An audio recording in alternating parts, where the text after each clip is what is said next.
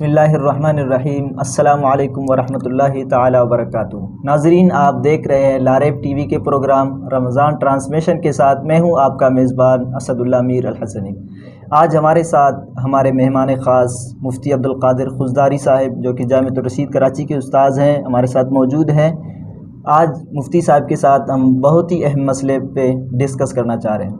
السلام علیکم ورحمۃ اللہ تعالی وبرکاتہ۔ جی وعلیکم السلام ورحمۃ اللہ۔ مفتی صاحب، امید ہے آپ بخیر و عافیت ہوں گے۔ الحمدللہ۔ مفتی صاحب، جیسے کہ آپ حضرت بخوبی واقف ہے کہ اس ماہ مقدس کے جس طرح کے بے شمار فضائل ہیں، اسی طرح اس کے ساتھ بہت سارے اور فضائل بھی اور بہت ساری عبادات جڑی ہوئی ہیں، جیسے لیلۃ القدر ہے، تراویح ہے، اسی طرح ایک عظیم عبادت آخری عشرے میں اعتکاف ہے۔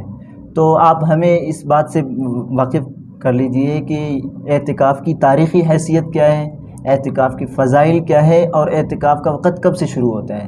اللہ تعالیٰ آپ کو جزائے خیر عطا فرمائے۔ بہت بہت شکریہ۔ جہاں تک تعلق ہے اعتکاف کے بارے میں، تو اعتکاف یہ عربی زبان کا لفظ ہے۔ عربی زبان میں، عربی لغت میں اعتکاف کہتے ہیں کہ کسی جگہ ٹھہرنے یا اپنے آپ کو محبوس رکھنے کے، اور اصطلاح شرع میں اعتکاف کہتے ہیں کہ رمضان کے آخری عشرے میں عبادت کی نیت سے مسجد کے اندر ٹھہرنے کو اعتکاف کہتے ہیں۔ جہاں تک تعلق ہے اعتکاف کی تاریخی حیثیت اور پس منظر کا، تو یہ بات یاد رکھنی چاہیے کہ اعتکاف صرف اس امت کا خاصہ نہیں ہے، بلکہ اعتکاف پچھلی امتوں میں بھی یہ ہوتا چلا آ رہا ہے۔ چنانچہ قرآن کریم کے اندر اللہ تبارک و تعالیٰ نے حضرت ابراہیم علیہ السلام اور ان کے فرزند ارجمند حضرت اسماعیل علیہ السلام کو اس بات کی تاکید فرمائی کہ وہ اعتکاف کرنے والوں کے لیے، طواف کرنے والوں کے لیے اور نماز پڑھنے والوں کے لیے بیت اللہ کو اور مسجد کو صاف ستھرا رکھا کرے۔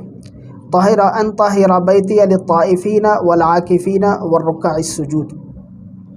اور پھر پچھلی امتوں میں باقاعدہ اس بات کا اہتمام ہوتا تھا کہ پچھلی امتیں اللہ تبارک و تعالیٰ کی رضا اور اس کی خوشنودی اور قربت حاصل کرنے کے لیے انہوں نے اپنے اوپر مختلف قسم کی نفلی طور پر ایسی ریاضتیں، مجاہدات اور عبادتیں لازم کر لی تھی جو کہ اللہ تبارک و تعالیٰ کی طرف سے لازم نہیں تھی۔ پھر اللہ تبارک و تعالیٰ نے قرآن کریم کے اندر بھی ان کے اس رویے کو یا ان گروہوں کو احبار اور رہبانیت سے موسوم کیا گیا ہے۔ جناب نبی کریم صلی اللہ علیہ وسلم نے اس رہبانیت کو چھوڑ کر اپنی امت کو اعتکاف کرنے کا اور اللہ تبارک و تعالیٰ کی قربت اور اللہ تبارک و تعالیٰ کی رضا اور خوشنودی حاصل کرنے کا ایک آسان ترین اور افضل ترین طریقہ بتایا، وہ ہے اس اعتکاف کا۔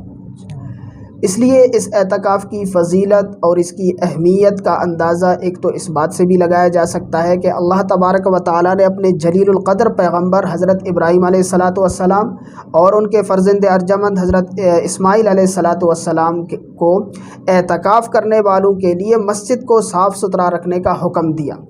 اور اس سے بھی زیادہ اعتکاف کی فضیلت اور بھی زیادہ واضح ہو جاتی ہے کہ جناب نبی کریم صلی اللہ علیہ وسلم مکہ مکرمہ سے مدینہ منورہ ہجرت کر کے جب تشریف لائے، تو اس کے بعد سے تواتر اور تسلسل کے ساتھ، مواظبت، موادمت کے ساتھ، پابندی کے ساتھ اور اہتمام کے ساتھ آخر تک رمضان کے آخری عشرے میں اعتکاف فرماتے رہے۔ چنانچہ معجم طبرانی کے اندر حضرت عبداللہ ابن عباس رضی اللہ تعالیٰ عنہ سے ایک روایت مروی ہے، جس کے اندر وہ فرماتے ہیں کہ آپ صلی اللہ علیہ وسلم نے فرمایا کہ من اعتکف یوما ابتغاء وجہ اللہ تعالی جعل اللہ بینہ و بین النار 3 خنادق کل خندق مما بین الخافقین، کہ جو اللہ تبارک و تعالیٰ کی رضا اور اس کی خوشنودی حاصل کرنے کے لیے صرف ایک دن بھی اعتکاف کر لیتا ہے، تو اللہ تبارک و تعالیٰ اس اعتکاف کی برکت سے اس کے اور جہنم کے درمیان 3 خندقوں کی آڑ پیدا کرتے ہیں، اور ہر خندق کی مسافت اتنی ہے جتنی کہ زمین و آسمان یا اور مشرق یا مغرب کی۔ ایک اور روایت کے اندر جناب نبی کریم صلی اللہ علیہ وسلم نے فرمایا کہ من اعتکف ایمانا و احتسابا غفر له ما تقدم من ذنبه، کہ جو ثواب کی نیت کے ساتھ اور ثواب کی امید کے ساتھ اگر اعتکاف کر لیتا ہے تو اللہ تبارک و تعالیٰ اس کی پچھلی تمام کی تمام خطائیں معاف فرماتے ہیں. تو اتنی بڑی فضیلت. اور جیسے میں نے گزارش کی کہ جناب نبی کریم صلی اللہ علیہ وسلم ہجرت کے بعد تواتر کے ساتھ تسلسل کے ساتھ امی عائشہ صدیقہ رضی اللہ تعالی عنہ فرماتی ہے کہ کان رسول اللہ صلی اللہ علیہ وسلم یعتکف العشر الاواخر من رمضان حتی توفاہ اللہ ثم یعتکف ازواجہ، کہ امی عائشہ صدیقہ رضی اللہ تعالیٰ عنہ فرماتی ہے کہ آپ صلی اللہ علیہ وسلم ہجرت کے بعد تواتر کے ساتھ آخری وقت تک اعتکاف فرماتے رہتے یہاں تک کہ آپ صلی اللہ علیہ وسلم کا وصال ہوا. اور اس کے ساتھ ساتھ پھر یہ بھی دیکھا جائے کہ جس رات کی فضیلت کے بارے میں جس کو ہم لیلۃ القدر کہتے ہیں کہ وہ بھی اسی آخری عشرے میں آتا ہے، اور اس رات کے بارے میں یہی ہے کہ اس آخری عشرے کی کسی طاق رات میں ہے. تو اس کی فضیلت اتنی بڑی ہے کہ اسے 1000 مہینوں سے بھی زیادہ فضیلت والی رات قرار دی گئی ہے. اس رات کو پانے کا بھی ایک آسان اور سہل طریقہ یہی ہے کہ آخری عشرے کے اندر انسان اعتکاف کے اندر بیٹھ جائے. اور اس کی ایک تکنیکی بات بتائی گئی ہے کہ اعتکاف کرنے والے کی مثال ایسی ہے جیسے کوئی شخص کسی کے در پہ آ کر پڑ جائے اور وہ پڑا رہے جب تک اس کو اس کا مقصد حاصل نہ ہو، اس وقت تک وہ وہاں سے نہ جائے.